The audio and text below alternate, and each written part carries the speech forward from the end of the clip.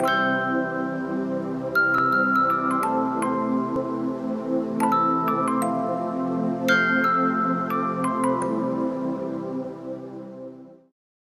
basically I got married by a typical arranged marriage.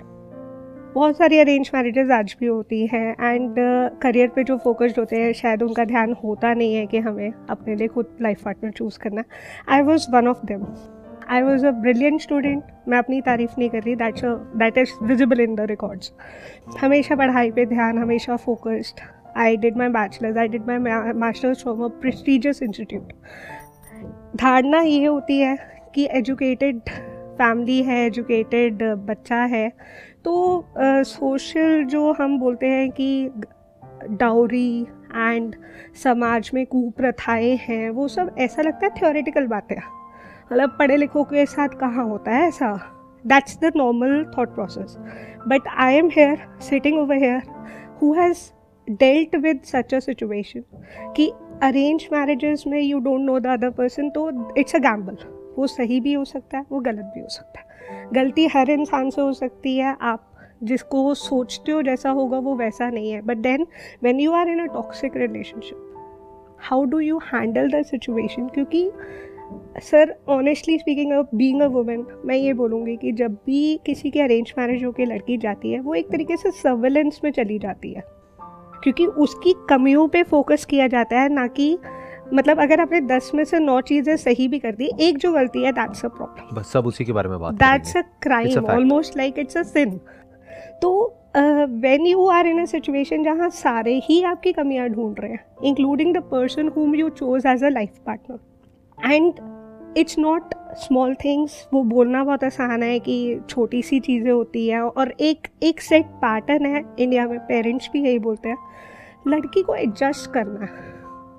मतलब उनके घर का एक स्ट्रक्चर है, वहाँ पर एक जिग्जॉ पजल में एक पीस मिसिंग है, वहाँ जाके तुम्हें फिट इन होना है, whether you can fit yourself in that environment और नॉट. कितने साल पहले की बात है सर? 2018 में शादी हुई थी. 6 months I dealt with the torture, then I came back to my parents place. और अब आपका डिवोर्स हो गया? Yes sir. अब आपकी जो करंट मेंटल स्टेट है वो क्या है? उससे पहले मैं ये जानना चाहूँगा कि ये जो ट्रॉमा है, इससे आपने किस तरीके से डील किया? क्योंकि छोटा ट्रॉमा नहीं है, it's a very big trauma जो शायद कोई सपने में भी नहीं सोच सकता है कि वो क्या होता है. सर इजी नहीं था, रास्ता बिल्कुल भी इजी नहीं था. तो basically sir there are 3 parts to it. First of all, realising as a woman कि you are in a toxic relationship, you are not at the right place. इस चीज़ को रियलाइज करना और इसको एक्सेप्ट करना कि तुम्हारे साथ ये हो गया है. और लोग जज करने लग जाते हैं, आपके ऊपर एक ठप्पा लगा देते हैं, लेबल लगा देते हैं. सर वो तो ये मतलब the statements that you hear from the society और एक्सटर्नल पीपल इज कलंक लग जाएगा लाइफ में, as if I have committed a crime. मतलब वो एक परमानेंट टैटू है. डिवोर्स इज अ टैटू, इसको आप रिमूव नहीं कर सकते. That's a big point. मतलब कि जो विक्टिम है उसके ऊपर एक्चुअल में ठप्पा लग गया है कि तुम क्रिमिनल हो, राइट. तुमने कुछ गलत किया है. शायद मैं या कोई और इंसान जो सिचुएशन में नहीं है वो सोच भी नहीं सकता कि आपके ऊपर क्या बीती होगी. लेकिन मैं ये जानना चाहूँगा, आपने उससे डील कैसे किया और वहाँ से बाहर कैसे आए? सर पहले ये ढूंढा कि कौन सपोर्ट कर सकता है. Fortunately I was able to find some people, मतलब वर्क प्लेस में, या जो मेरे लिए actually they could act as a pillow. मुझे रोना है तो मैं आंसू कहाँ बहा सकूँ. I think it's a very big point. मतलब स्टेप 1 ये हो गया कि आपको कोई ऐसा इंसान चाहिए जिस पे आप ट्रस्ट कर सको, राइट, जिससे आप सब कुछ शेयर कर सको. क्योंकि अगर आप नहीं करोगे तो अकेले बैठे बैठे तो आप अपने दिमाग में तो पागल हो जाओगे. Right sir. आपको समझ ही नहीं आएगा कि क्या हो रहा है, कुछ नहीं दिख रहा, कुछ समझ नहीं आ रहा होता. इंसान खो जाता है और उसको कुछ नहीं समझ आ रहा होता, उल्टे पुल्टे थॉट्स आ रहे होते हैं, राइट, अपने आप को हार्म करने के, इसके उसके. Sir I was at a point जहाँ मैं सुसाइड करने की सोच रही थी, क्योंकि मैं डिप्रेशन में थी. I was losing out on everything. Then came the part that you played in my life, your videos. Sir motivational videos, तुम समझते हो कि रिलेशनशिप होनी कैसी चाहिए, जो आपके सेशंस में समझ आया है कि there should be a priority list, there should be 3 to 5 things कि इस पे कोई कॉम्प्रोमाइज़ नहीं है, बाकी सब चीज़ें ऊपर नीचे होंगी, संभाल लेंगे. ये चीज़ें उस वक्त तुम नहीं सोच सकते सर. जो उस ट्रॉमा में है वो नहीं सोच सकता ये सारी चीज़ें. उस वक्त you need some external person to tell कि यार तुम्हारा करियर है, तुम्हारी लाइफ है. If you took a wrong decision of choosing an incorrect partner, चाहे लव मैरिज है, चाहे अरेंज मैरिज है, गलती हो गई। ऐसे में क्या होता है कि हम खुद को ब्लेम करने लग जाते हैं। हमें ये लगने लग जाता है कि मैं ही गलत हूँ, मुझ में ही कोई कमी है, और पूरी दुनिया भी यही बोल रही होती है। तो खुद से पहले तो एक गलती हो गई। वो गलती क्या है? जो जानबूझ करके आपने नहीं करी, हो गई, या चलो जानबूझ करके करी, अनजाने में करी, जैसे भी करी, जो भी करी, गलती हो गई। इंसान से गलती हो जाती है। वक्त खराब है, ये है, वो है, कुछ भी है, गलती हो गई। लेकिन उसके बाद भी पूरी दुनिया आपको आकर के कह रही है कि तुम गलत हो। चलो दुनिया से तो आप हाथ जोड़ करके माफी मांग लोगे, आप खुद को कैसे माफ करोगे? वही चीज सर कि आपको यही समझने, मतलब sir there were days I cried day in and day out. मैं पूरा टाइम रो रही होती थी। मतलब सर ये हालत थी कि मैं खड़े होके 1.5 घंटे की 2 घंटे की क्लास भी नहीं ले पाती थी, मेरे हाथ पैर कांपने लग जाते थे। ये सिचुएशन थी सर। फिर क्या हुआ कि ना मुझे ये रियलाइज़ हुआ कि लाइफ इतनी छोटी सी बात पे तो नहीं ख़त्म करनी। मैंने कुछ मोटिवेशनल वीडियोस देखी जहाँ पर एसिड अटैक विक्टिम्स ने चीज़ें सिचुएशन हैंडल की। Then there was, I don't remember the name, but there was a mountaineer जिसने एक प्रोस्थेटिक लेग से क्लाइम किया।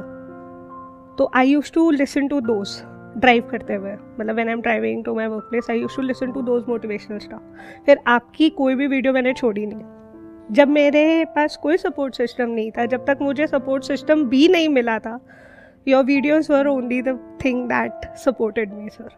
I am not kidding sir. आपको नहीं पता सर आप कितने अनगिनत तिनकों का सहारा है। You really don't know. फिर आपने कैसे डील किया सर? फिर मैंने ऐसे ही डील किया कि मैंने पर्पस फाइंड आउट किया। मैंने मास्टर्स की हुई थी, मैं अकेडमिशियन हूँ, तो मेरे लिए पीएचडी एक स्टेपिंग स्टोन है अपने करियर के लिए। Yes sir, I am a lecturer.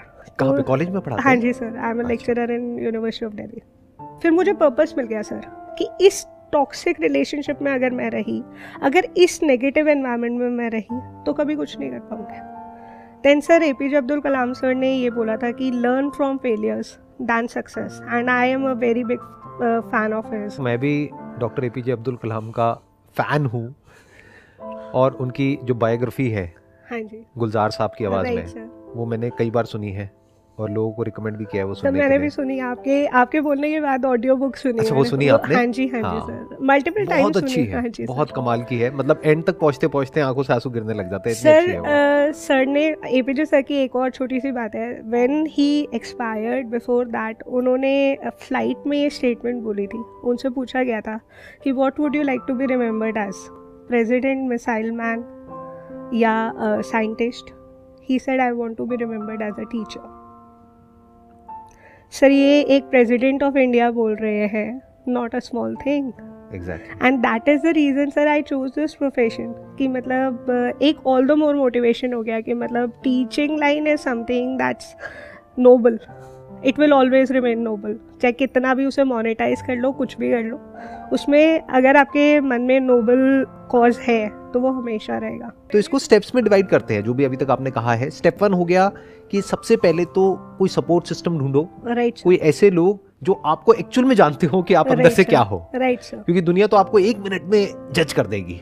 दुनिया तो 1 मिनट में बोल देगी कि ये बहुत घटिया इंसान है, 1 सेकंड में। सर क्लैरिटी लानी है, जो क्लैरिटी चाहिए ना दिमाग में कि हाँ तुम गलत नहीं हो, तुम उतने बुरे नहीं हो जितना लोगों की नजर में तुम बुरे। और गलत हो भी तो इंसान से गलतियां होती है ना। मेरे को ये नहीं समझ आता, गलतियों में इतनी बड़ी बात क्या हो गई? कोई भगवान थोड़ी हो गया। Right sir. इंसान है, किस इंसान से गलती नहीं हुई? जो किसी की तरफ उंगली कर रहा है, क्या उसने कभी कुछ गलत नहीं किया किसी के साथ में जिंदगी में?